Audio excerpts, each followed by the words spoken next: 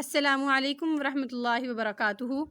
رب اشرح لی صدری ویسر لی امری واحلل عقدۃ من لسانی یفقہوا قولی رب زدنی علما اللہم فقہنا فی الدین آمین۔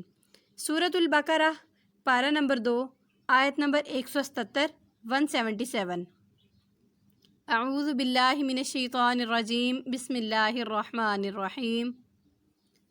لیس البر، نیکی صرف یہ نہیں ہے، ان تولوا وجوہکم، کہ تم اپنے چہروں کو پھیر لو، قبل المشرق والمغرب، مشرق و مغرب کی طرف۔ اصل نیکی صرف یہی نہیں ہے کہ تم اپنے رخ کو مشرق و مغرب کی طرف پھیر لو، ولکن البر من آمن باللہ، بلکہ اصل نیکی تو یہ ہے جو اللہ پر ایمان لائے۔ اللہ پر ایمان لانا کیا ہے؟ کہ اللہ ایک ہے، اللہ کے سوا کوئی معبود نہیں، اللہ کی ذات و صفات میں کوئی شریک نہیں، وہ منفرد ہے، اللہ تعالیٰ اس تمام کائنات کا خالق و مالک ہے، وہ ہر چیز پر قادر ہے، اور اللہ تعالیٰ عرش پر مستوی ہے اور اپنے علم کے اعتبار سے اللہ تعالیٰ ہر جگہ موجود ہے۔ یہ ہے اللہ پر ایمان۔ والیوم الآخری، اور آخرت کے دن پر ایمان رکھے۔ آخرت کا دن کیا ہے؟ انسان دنیا میں آیا ہے، اپنے مقررہ مدت تک زندگی گزارنے کے بعد انسان کی وفات ہوگی، اور اس کے بعد انسان یوم جزا و سزا میں اٹھایا جائے گا۔ وہی یوم جزا و سزا یوم آخرت کہلاتا ہے، جہاں ہر انسان کا انجام ہوگا۔ ہر نیک اعمال والے انسان کو جنت میں داخل کیا جائے گا، اور ہر برے اعمال کرنے والے انسان کو جہنم میں داخل کیا جائے گا۔ والملائکتی، اور فرشتوں پر ایمان۔ فرشتوں پر ایمان کیا ہے؟ انسان کو اللہ تعالیٰ نے مٹی سے پیدا کیا، تو اسی طرح فرشتوں کو اللہ تعالیٰ نے نور سے پیدا فرمایا ہے۔ فرشتوں کی تعداد کتنی ہے اس کا علم صرف اللہ تعالیٰ کو ہے۔ فرشتوں کا کام کیا ہے؟ فرشتوں کو اللہ تعالیٰ نے مختلف ڈیوٹیوں پر، مختلف کاموں پر مامور فرمایا ہے۔ کچھ فرشتوں کی ڈیوٹی یہ ہے کہ وہ ہواؤں کو کنٹرول کرتے ہیں، کچھ اللہ تعالیٰ کے پیغامات انسانوں تک پہنچاتے ہیں، کچھ کی ڈیوٹی پہاڑوں پر ہے، کچھ کی ڈیوٹی سمندروں پر ہے۔ اسی طرح سے کرامن کاتبین بھی فرشتے ہیں کہ جو ہمارے دائیں اور بائیں کندھے پر بیٹھے ہیں اور ہمارے اعمال کو لکھ رہے ہیں۔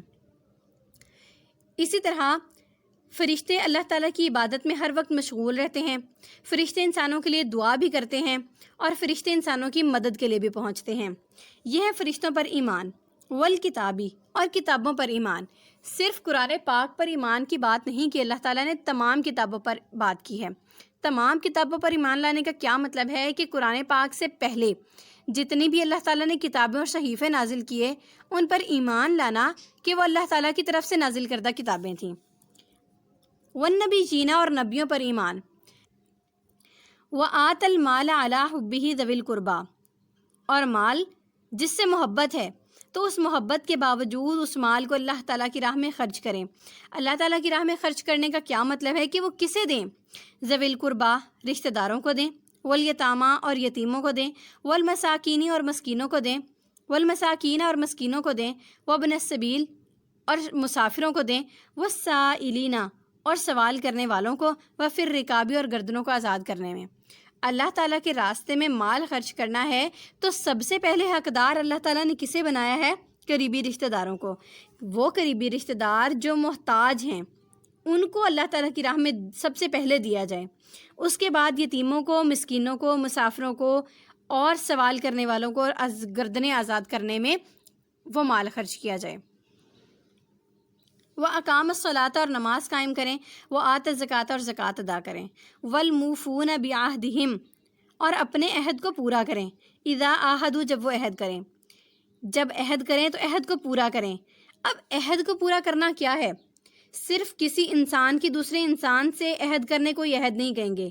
کوئی انسان دوسرے انسان سے کرے، ایک انسان دوسری قوم سے کرے، ایک قوم دوسری قوم سے کرے، یا ایک قوم اللہ تعالیٰ سے عہد کرے، یہ سب عہد میں شامل ہیں، اور ہر ایک اس چیز پر لازم ہے، ہر بندے پر یہ لازم ہے کہ وہ اپنے عہد کو پورا کرے۔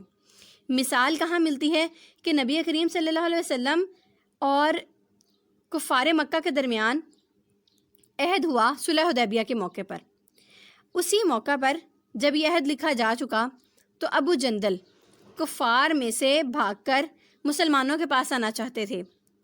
جو بارڈر تھا وہاں تک ابو جندل پہنچ گئے اور نبی کریم صلی اللہ علیہ وسلم کو اپنے زخم دکھا دکھا کے اپنے دکھ بیان کر رہے ہیں کہ یا رسول اللہ مجھے اپنے ساتھ لے جائیں، مجھے کافروں کے پاس واپس نہ بھیجیں.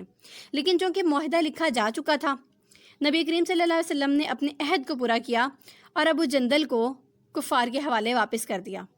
حالانکہ اس وقت مسلمانوں کی یہ شدید خواہش تھی کہ ابو جندل کو واپس نہ بھیجا جائے، لیکن اس وقت تقاضا یہ تھا کہ اپنے عہد کو پورا کیا جائے. تو نبی کریم صلی اللہ علیہ وسلم نے عہد کو پورا کیا اور ساتھ میں یہ دعا دی کہ ابو جندل ابھی واپس چلے جاؤ، اللہ تعالیٰ تمہارے لیے کوئی اور راہ نکالے گا. وَالصَّابِرِينَ فِي الْبَأْسَاءِ، اور صبر کرنے والے ہیں بھوک میں، تنگی ترشی کے دور میں، جب فقر و فاقہ آ جائے، مالی طور پر کمی آ جائے تو وہ صبر کریں. وَالضَّرَّاءِ، اور دکھ تکلیف میں، جسمانی طور پر کوئی بھی دکھ تکلیف ہو جاتی ہے تو اس میں صبر کریں. وحین الباسی، اور جنگ کے زمانے میں، جب جنگ ہو، لڑائی جھگڑا ہو تو اس میں بھی صبر کریں.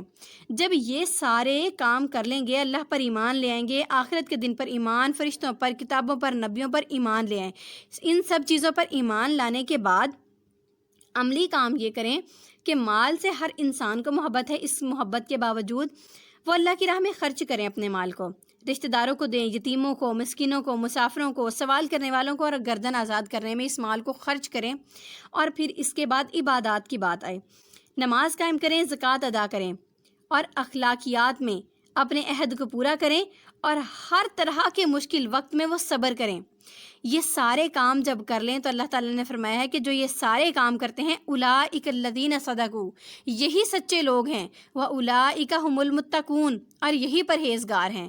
تو یہاں سے سچے لوگوں کی اور متقین کی صفات کا پتہ چلتا ہے کہ متقی لوگوں میں اور سچے لوگوں کی یہ صفات ہوتی ہیں کہ وہ جھوٹ نہیں بولتے، عبادات میں کمی نہیں کرتے، اخلاقیات میں کمی نہیں کرتے، اور ان کا ایمان کمزور نہیں ہوتا. تو یہاں پر ہم نے کوشش کرنی ہے کہ جہاں ہم متقین کی صفات کی بات کریں تو اپنے اندر یہ صفات ضرور شامل کرنے کی کوشش کریں. جہاں ہم نے یہ عہد کیا اپنے آپ سے کہ ہم اس رمضان کو پچھلے رمضان سے بہتر گزاریں گے، تو اس میں سر فہرست اس بات کو رکھیں کہ ہم نے متقین کی یہ والی ساری صفات اپنانی ہے. ہم نے اس رمضان میں اپنے ایمان کو مضبوط کرنا ہے، اپنی عبادات کو مضبوط کرنا ہے، اپنے اخلاق کو مضبوط کرنا ہے، تاکہ ہم متقین والی صف میں شامل ہو سکیں. یا ایھا الذین آمنوا، اے ایمان والو، کتب علیکم القصاص فی القتلی، مقتولوں کے بارے میں قصاص لینا تم پر فرض کر دیا گیا ہے. کیسے فرض کر دیا گیا ہے کہ الحر بالحر، آزاد کے بدلے آزاد، والعبد، اور غلام بالعبد، غلام کے بدلے غلام، والانثی بالانثی، اور عورت کے بدلے عورت. اس کا مطلب یہ ہے کہ جو قاتل ہوگا بدلے میں اسی کو پیش کیا جائے، وہی قتل کیا جائے، بدلہ اسی سے لیا جائے. ایسا نہیں ہے جیسا عرب کے معاشرے میں اس وقت یہ عام تھا کہ جب کوئی قتل کر دیتا، اگر تو قاتل کسی امیر گھرانے سے تعلق رکھتا تھا تو کیا کیا جاتا کہ قاتل کو چھپا لیتے اور اس کے رشتہ داروں میں سے کسی اور کو پیش کر دیا جاتا جو نسبتاً کمزور ہوتا، یا آزاد کے بدلے میں غلام کو پیش کر دیا جاتا کہ اس کا قصاص لے لیا جائے، یا اگر مرد قاتل ہے تو اس کے بدلے میں کسی عورت کو پیش کر دیا جاتا کہ اس کو قتل کر دیا جائے بدلے میں. تو اللہ تعالیٰ نے کیا فرمایا ہے کہ مقتول کے قاتل کو ہی قتل کے لیے پیش کیا جائے گا، اسی سے بدلہ لیا جائے گا. فمن عفی لہ من اخیہ، اور جو کوئی معاف کر دیا جائے اپنے بھائی کی طرف سے کچھ بھی، فاتباع بالمعروف، تو وہ اس کی بھلائی کی اتباع کرے، واداء الیہ باحسان، اور احسان کا بدلہ اچھے طریقے سے اتارے. اس کا مطلب کیا ہے کہ اگر مقتول کے وارثین اس بات پر راضی ہو جاتے ہیں کہ قصاص میں قتل کے بدلے قتل نہیں بلکہ دیت پر صلح صفائی ہو جاتی ہے، تو یہ ان کی طرف سے ایک جان بخشی ہے ان کی. تو اگر احسان کیا ہے مقتول کے وارثین نے تو قاتل کو بھی چاہیے کہ وہ ان کے احسان کا بدلہ احسان سے ہی اتارے، یعنی وہ دیت کی رقم اچھے طریقے سے انہیں ادا کرے. ذالک تخفیف من ربکم ورحمۃ، یہ اللہ کی طرف سے تمہارے لیے آسانی ہے اور رحمت ہے. فمن اعتدی بعد ذالک، جو اس کے بعد بھی حد سے بڑھے گا، فلہ عذاب علیم، تو اس کے لیے دردناک عذاب ہے. وَلَكُمْ فِي الْقِصَاصِ حَيَاتٌ يَا أُولِي الْأَلْبَابِ، اے عقل والو اس قصاص میں بھی تمہارے لیے اصل میں زندگی ہے. لَعَلَّكُمْ تَتَّقُونَ، تاکہ تم پرہیزگاری اختیار کرو. اب قصاص میں زندگی کیسے ہے؟ تو اللہ تعالیٰ نے یہاں پر یہ بات واضح فرمائی ہے کہ جب قاتل کو یہ خوف ہوگا کہ میں بھی قصاص میں قتل کر دیا جاؤں گا تو پھر اسے کسی کو قتل کرنے کی جرت ہی نہیں ہوگی، اور جس معاشرے میں یہ قانون قصاص نافذ ہو جاتا ہے وہاں یہ خوف معاشرے کو قتل و خون ریزی سے محفوظ رکھتا ہے، جس سے معاشرے میں نہایت امن و سکون رہتا ہے۔ تو اسے فرمایا ہے کہ یہ قصاص بھی تمہارے لیے اصل میں زندگی ہی ہے، اور اس سارے معاملے کو سمجھتا کون ہے؟ صرف عقل والے۔ کتب علیکم اذا حضر احدکم الموت، تم پر فرض کر دیا گیا ہے کہ جب تم میں سے کسی کو موت کا وقت قریب آ جائے، ان ترک خیرا، اگر اس نے کچھ ورثہ چھوڑا ہے، اگر اس نے کچھ مال چھوڑا ہے تو الوصیت، وہ وصیت کرے۔ کس کے لیے؟ للوالدین، والدین کے لیے، والاقربین، اور رشتہ داروں کے لیے، بالمعروف، بھلے طریقے سے، اچھے طریقے سے وہ پچھلے تمام وارثین کے لیے وصیت کرے۔ اب یہ آیت، یہ حکم جو ہے، یہ وراثت کی آیت نازل ہونے کے بعد اس کا حکم منسوخ ہو گیا ہے، اس لیے تلاوت ہم اس کی کریں گے، لیکن اس کا حکم نئی آیت کے ساتھ بدل دیا گیا ہے۔ حقاً علی المتقین، یہ حق ہے تمام متقی لوگوں کے لیے۔ تو اللہ تعالیٰ نے اب قرآن پاک میں ہر وارث کا حق مقرر کر دیا ہے، جن کا ذکر قرآن پاک میں نہیں ہے تو احادیث سے ہمیں پتہ چل جاتا ہے کہ کس وارث کا کتنا حصہ ہے۔ اس لیے فَمَن بَدَّلَهُ بَعْدَ مَا سَمِعَهُ، پس جو کوئی بدل دے اس کو اسے سننے کے بعد، فَإِنَّمَا إِثْمُهُ عَلَى الَّذِينَ يُبَدِّلُونَهُ، تو اس کا گناہ اس پر ہوگا جو اس کو بدلتے ہیں۔ ان اللہ سمیع علیم، بے شک اللہ تعالیٰ سننے والا، جاننے والا ہے۔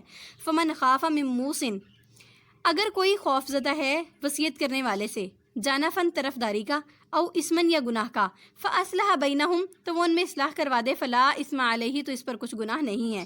ان اللہ غفور الرحیم، بے شک اللہ تعالیٰ بخشنے والا، رحم کرنے والا ہے۔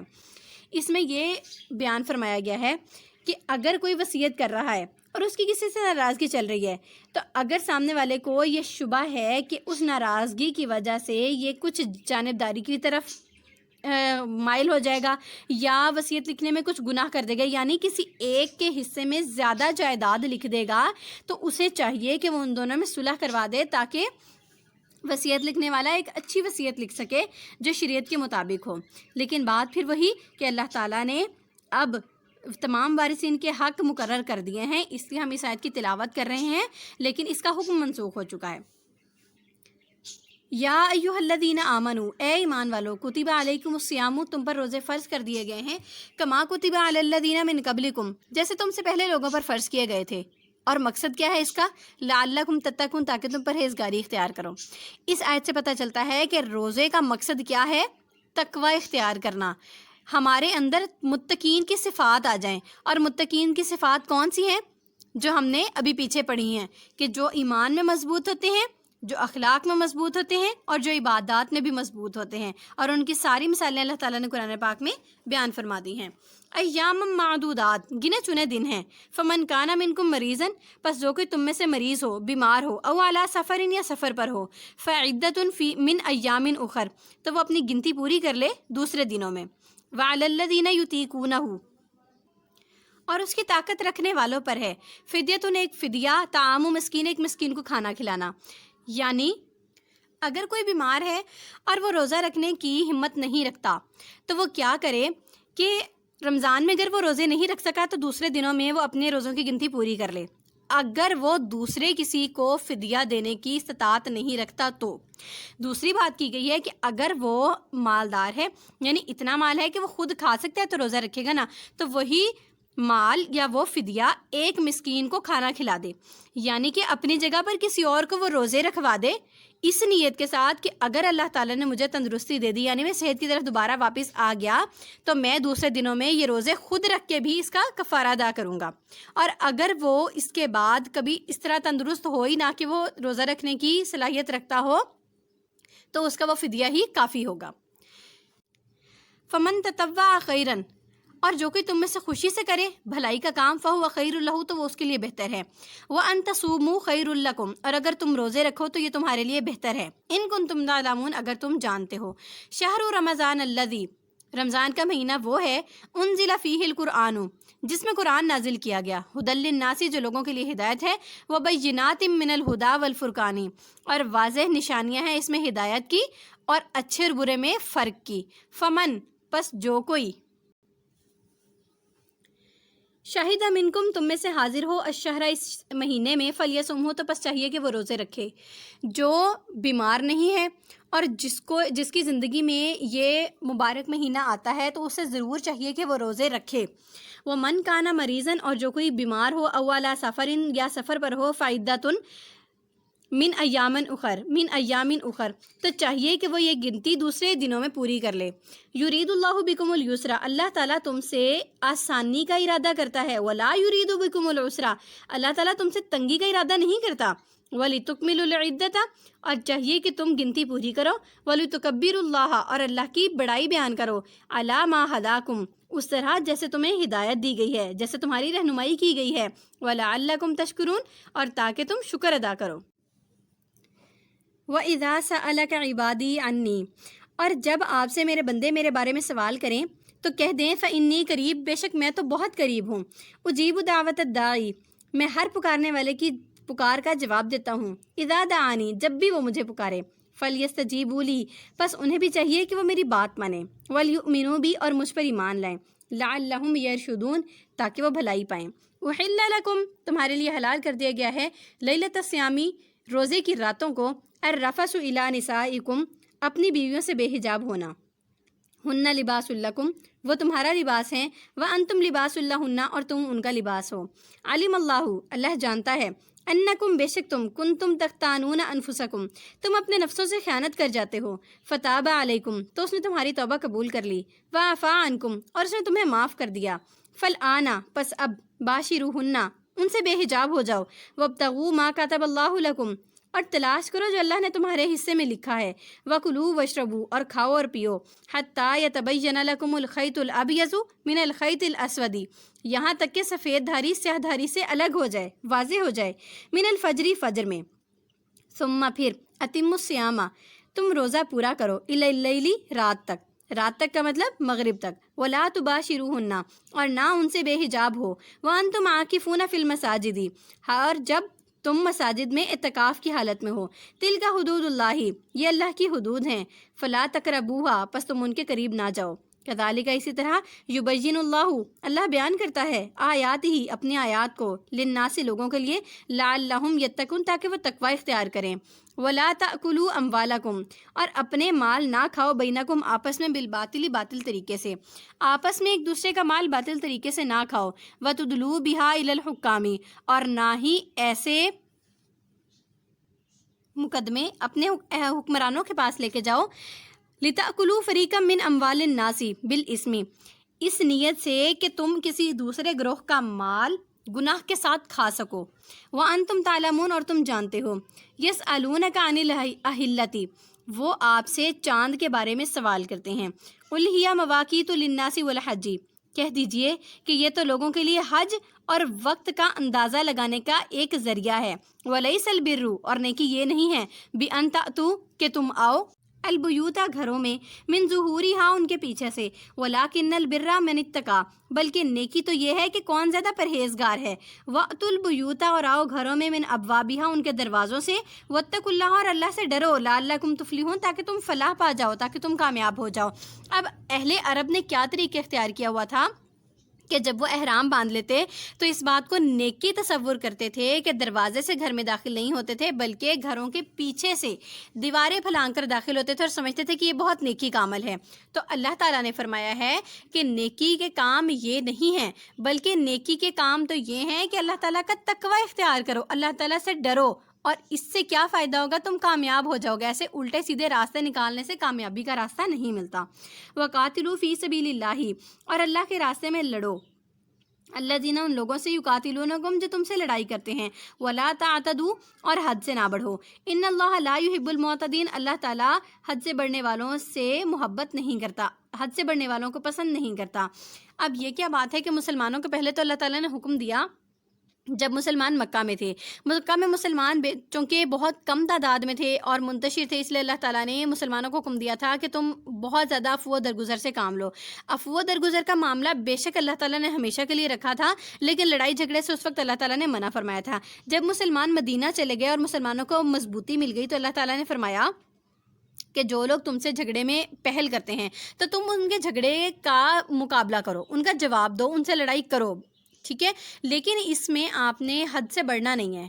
کیوں نہیں بڑھنا؟ جتنا کسی نے آپ سے جھگڑا کیا ہے آپ نے اتنا ہی اس کا مقابلہ کر لینا ہے۔ اور اس کے بعد ایک تیسرا حکم بعد میں نازل ہوا تھا کہ جب اللہ تعالیٰ نے دیکھا کہ مسلمان مکمل طور پر مضبوط ہو چکے ہیں تو پھر اللہ تعالیٰ نے مکمل طور پر جہاد کا اور مکمل طور پر ایک جنگوں کا حکم دیا تھا، تو پھر مسلمان اپنے علاقے سے نکل کر غیروں کے علاقوں میں جا کر بھی ان سے لڑائی کی تھی۔ تو یہ اللہ تعالیٰ کی ایک حکمت عملی ہے کہ وقتلوہم، انہیں قتل کرو، حیث ثقفتموہم، جہاں کہیں تم انہیں پاؤ، واخرجوہم من حیث اخرجوکم، اور تم انہیں وہاں سے نکالا جہاں سے انہوں نے تمہیں نکالا تھا، یعنی کہ جن علاقوں میں تم رہتے تھے وہاں انہوں نے اب قبضہ کر لیا ہے تو اب ان سے اپنے قبضہ شدہ علاقے واپس لے لو۔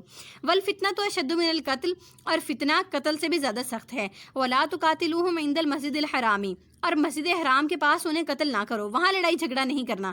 حتی یقاتلوکم فیہ، یہاں تک کہ وہ تم سے پہلے جھگڑا کریں، اگر وہ جھگڑا کریں تو ان کا جواب ضرور دینا ہے لیکن خود جھگڑے میں پہل نہیں کرنی۔ وَإِن قَاتَلُوكُمْ فَاقْتُلُوهُمْ، اور اگر وہ تم سے لڑائی کریں تو تم بھی ان سے مقابلہ کرو۔ کذالک جزاء الکافرین، اسی طرح جزا دیتا ہے کافروں کو، یہی جزا ہے کافروں کی کہ اگر وہ جھگڑا کریں تو ان کا مقابلہ ضرور کیا جائے۔ فَإِنِ انْتَهَوْا، پھر اگر وہ باز آ جائیں، فَإِنَّ اللَّهَ غَفُورٌ رَحِيمٌ، تو بے شک اللہ تعالیٰ بخشنے والا رحم کرنے والا ہے۔ وَقَاتِلُوهُمْ حَتَّى لَا تَكُونَ فِتْنَةٌ، اور ان سے جھگڑا کرو، ان سے لڑائی کرو یہاں تک کہ فتنہ باقی نہ رہے۔ وَيَكُونَ الدِّينُ لِلَّهِ، اور سارے کا سارا دین اللہ ہی کا ہو جائے، یعنی کہ ہر طرف اللہ اور اللہ کے دین کا بول بالا ہو جائے۔ فَإِنِ انْتَهَوْا، پھر اگر وہ باز آ جائیں، فلا عدوان، تو تم زیادتی نہ کرو، الا علی الظالمین، مگر ظالموں پر۔ الشہر الحرام بالشہر الحرامی، حرمت والے مہینے حرمت والے مہینوں کے بدلے ہیں۔ والحرمات قصاص، اور تمام حرمتیں برابری ہی کی ہیں۔ حرمت والے مہینوں میں اللہ تعالیٰ نے جھگڑا کرنا حرام قرار دیا ہے، لیکن فرمایا ہے کہ اگر وہ حرمت والے مہینوں کا خیال نہ رکھیں اور تم سے جھگڑا کریں تو تم ان کا جواب ضرور دو، کیونکہ تمام حرمتیں تو برابر ہیں۔ فمن اعتدى علیکم، اگر وہ تم پر زیادتی کریں، فاعتدوا علیہ بمثل ما اعتدى علیکم، تو جیسی زیادتی انہوں نے تم پر کی ہے ویسے تم بھی کرو۔ واتقوا اللہ، اور اللہ سے ڈرو، واعلموا، اور جان لو، ان اللہ مع المتقین، بے شک اللہ تعالیٰ متقین کے ساتھ ہے۔ اس کا مطلب کیا ہے کہ جتنا انہوں نے لڑائی جھگڑا کی ہے اتنا ہی تم نے مقابلہ کرنا اور اتنا ہی جواب دینا ہے، اس سے آگے نہیں بڑھنا، کیونکہ اللہ تعالیٰ تمہیں دیکھ رہا ہے اور سب کچھ جانتا ہے۔ وَأَنفِقُوا فِي سَبِيلِ اللَّهِ، اور اللہ تعالیٰ کی راہ میں خرچ کرو۔ وَلَا تُلْقُوا بِأَيْدِيكُمْ إِلَى التَّهْلُكَةِ، اور اپنے آپ کو اپنے ہاتھوں سے ہی ہلاکت کی طرف نہ دھکیلو۔ وَأَحْسِنُوا، اور نیکیاں کرو، ان اللہ یحب المحسنین، بے شک اللہ تعالیٰ نیک لوگوں کو پسند فرماتا ہے۔ وَأَتِمُّوا الْحَجَّ وَالْعُمْرَةَ لِلَّهِ، اور حج و عمرہ اللہ کے لیے مکمل کرو، پورا کرو۔ فَإِن، پھر اگر احصرتم، تم روک دیے جاؤ، فَمَسْتَيْسَرَ مِنَ الْهَدْيِ، تو تمہارے پاس جو بھی قربانی کے لیے میسر ہو وہاں پر وہ قربانی کر دو۔ وَلَا تَحْلِقُوا رُؤُوسَكُمْ، اور اپنے سر نہ مڑواؤ۔ اگر تمہیں حج و عمرہ سے روک دیا جائے تو اپنی قربانی اسی جگہ پر کر لو لیکن سر نہ مڑواؤ۔ حتیٰ یبلغ الہدی محلہ، یہاں تک کہ قربانی کی جانور قربانی کی جگہ پر پہنچ جائیں، یعنی پہلے قربانی کرنی ہے اس کے بعد سر منڈوانے ہیں۔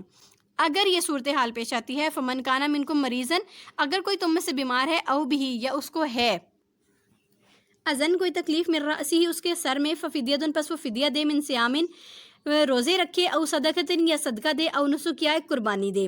اب اس کا مطلب کیا ہے کہ اللہ تعالیٰ نے حکم دیا ہے کہ پہلے قربانی کرنی ہے اور اس کے بعد سر منڈوانا ہے، لیکن اگر کسی کو کوئی ایسی بیماری لاحق ہو جاتی ہے کہ اس کا سر منڈوانا بہت زیادہ ضروری ہو گیا ہے، تو پھر اگر وہ سر منڈوا لیتا ہے تو وہ فدیہ ادا کرے۔